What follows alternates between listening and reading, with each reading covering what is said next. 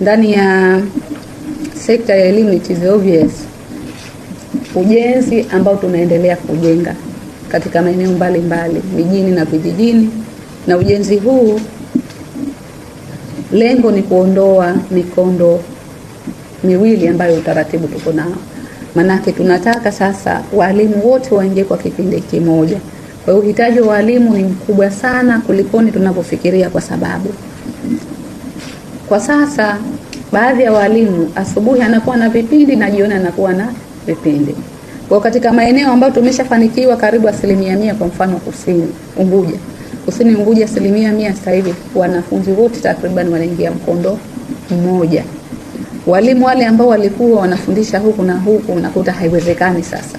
Manake sasa kipindi chake kiko ni station moja tu.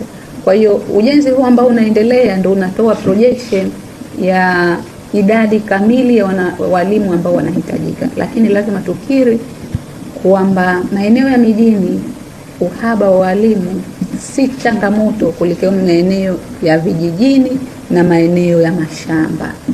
Kwa hiyo uhitaji unatofautiana kutokana na maeneo ambayo yapo. Ukiangalia hapa mjini, kwa sababu shule nyingi zipo karibu na makazi na watu, kila mwalimu anataka kukaa maeneo ya mjini. Kila mwalimu anataka kufundisha hapa. Kwa unakuta ukiangalia ratio tunapopitia takwimu za walimu tulionao mkoa wa Mjini Magharibi na walimu tulionao kwa mfano kaskazini. Mwalimu wa kaskazini kuna baadhi ya walimu wanafika kipindi kimoja, yani mwalimu mmoja ana vipindi 60. Kwa utaratibu huo nilokuambieni, asubuhi anakuwa vipindi na jioni anakuwa na vipindi. Lakini hapa mjini wapo baadhi ya walimu ana vipindi 14, 16. Kwa hiyo nipongeze serikali kama imeshatoa mwongozo na imeshatoa maelekezo kama walimu ambao wako eneo ya mijini na wana ziada tuwatumie hawa kuwapeleka katika sehemu za shule ambazo ni changamoto ili waende kupungua. Kwa hiyo na uhitaji huu hautokamilika mpaka hautoondoka mpaka tutakapokamilisha mfumo mzima wa kuweka single shift.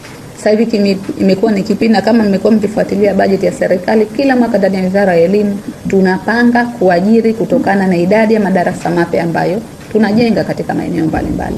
Kwa hiyo calculation inakuwaje? Calculation inakuja idadi ya madarasa ambayo yamejengwa plus uhitaji wa walimu kwenye madarasa hayo.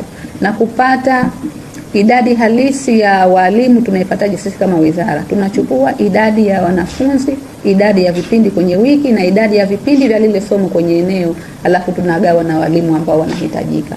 Kwa hiyo tukishakujenga katika eneo tunaona hapa tuna madarasa mangapi kwa mwaka huu ambao tunajenga. Tunapeleka wanafunzi mangapi, na mtaala uzuri, mtaala unaelekeza kila somo lisomwe mara ngapi katika level husika. Kwa hiyo hii ndio inaamua uhitaji halisi wa walimu katika maeneo mbalimbali ambayo yako. Lakini generally, na hii ni dunia nzima, si kwa Zanzibar tu.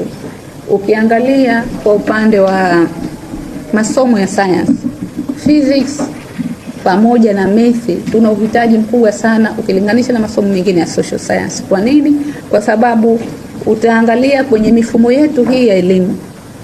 Zamani watu wengi tuliamini math ni somo gumu. Kwa hiyo wengi wetu wakawa hawasomi masomo ya nini? Ya math.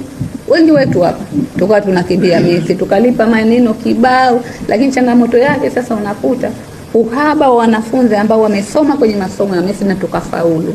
Umepelekea pia uhaba wa walimu katika maeneo mbalimbali. Na ni bahati mbaya sana kwamba hata wale ambao wanafanya vizuri kwenye masomo hayo ya math ya physics hawasomei walimu. Wanaenda kwenye fani nyingine ambazo pia ni muhimu kwa ajili ya maendeleo ya taifa letu. Lakini ipongeze sana serikali, imekuwa ikichukua jitihada pamoja na washirika mbalimbali wa maendeleo wa kuhakikisha kuwa masomo haya ya science nayo yanasomwa sasa. Na kama mmekuwa fuatiliaji wazuri, sio kama tunafanya vizuri sana kwenye masomo ya science, lakini kuna improvement ambayo inaonekana mwaka hadi mwaka ya wanafunzi sasa kufaulu katika masomo ya science. Ni imani yetu, na katika mageuzi haya ya elimu tumetakikana tuhamasishe wanafunzi wa science waweze kusoma ualimu. Mpango madhubuti unaandaliwa kwa ajili ya vijana wetu ambao wanasoma masomo ya science ili tuweze kuwahamasisha kwa kuwapa motisha mbalimbali. Sitaki niliseme hilo kwa sababu liko kwenye maandalizi, lakini kama serikali tunajipanga kuona kwa jinsi gani vijana ambao wanapata division 1 na division 2 kwenye masomo ya science katika ngazi ya form 4 na ngazi ya form 6 wanakuja kusomea walimu, ili tuweze kuondokana na changamoto hii ya walimu katika maeneo yetu.